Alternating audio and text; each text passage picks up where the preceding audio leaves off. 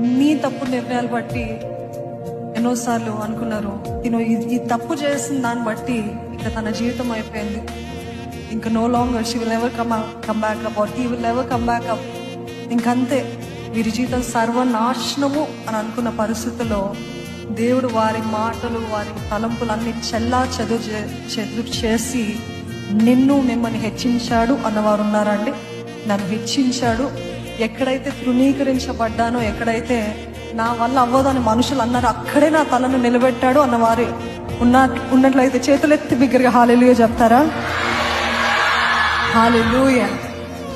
మనుషులు కాదు, మీ సొంత తలంపులు కాదు, అపవాది మీ జీవితాన్ని చూసి ఎన్నోసార్లు నవ్వుంటాడేమో, మరలా అదే తప్పు, మరలా అదే జీవితము.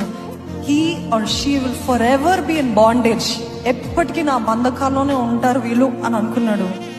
కానీ దేవుడు తన దక్షిణ హస్తము చాపి మీ జీవితంలో జోక్యం చేసుకొని ఆ గొయ్యి నుండి నన్ను లేవనెత్తాడు.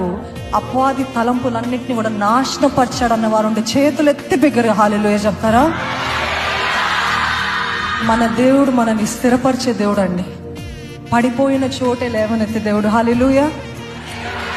తృణీకరించబడిన రాయిని మూలకు తలరాయిగా చేసే దేవుడు. Don't think that your life is over.